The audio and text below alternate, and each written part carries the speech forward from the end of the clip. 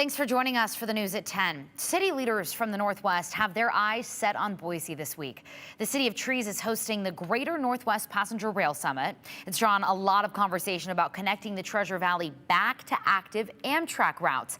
Our Andrew Bartline talked to Amtrak today about the possibility of bringing back the Pioneer Line, as it's called, and this would connect us to Portland and Salt Lake, correct? Yes, and it is a possibility as well, Morgan. The Federal Railroad Administration was in Boise this week, too, specifically to talk about restoring service to existing rail lines that are dormant right now.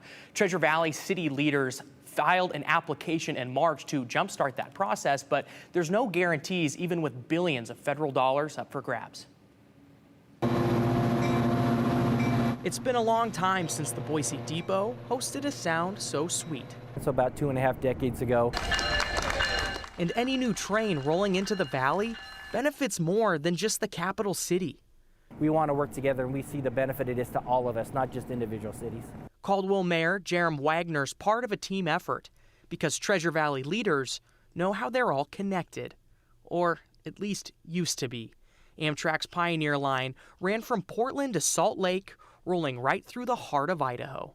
The last train left here with me on it in 1997. Mark Maglieri's a spokesperson for Amtrak, and he's at the Boise Depot today to discuss the potential of a long-awaited return. Congress has directed the Federal Railroad Administration to work with us and others to see about restoring routes that were lost over time. But that costs money, and at this point, no one can say how much. And we're in a process that will get us those answers. It won't be quick. It likely won't be inexpensive. For that reason, the Biden administration earmarked $66 billion for passenger train expansion. Nothing will be built or restored until individual studies can determine the expected cost. This isn't a sprint, it's a marathon. At this point, Boise hasn't even been approved yet for a study. We should know that before too many snowfalls fall here in Boise. It's a competitive grab, too. Dozens of cities around the country applied in hopes to prove they're worth the investment. But Boise has an advantage. There are lots of places that are asking for service. There are lots of places that would be a really tough nut to crack.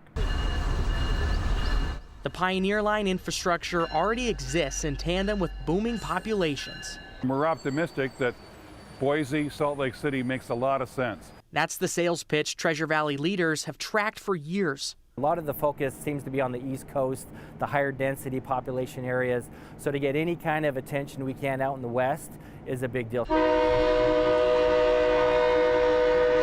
A long time coming, now pushing forward and hoping the feds are along for the ride. I think it's definitely doable, and I think we definitely will see it come to fruition within the next few years. If Boise is approved for that study to determine the cost of reviving that Pioneer Line, the federal government covers the entirety of that study, the cost of it, I should say. And if that Pioneer Line is approved, which appears to be years down the line if possible, the feds would also cover 80% of necessary rail improvement costs. Now, the current focus right now is that frequent line, Morgan, that would go from Boise to Salt Lake. The feds won't know until next spring if there is an appetite for more of a long rail, which would connect up to Portland.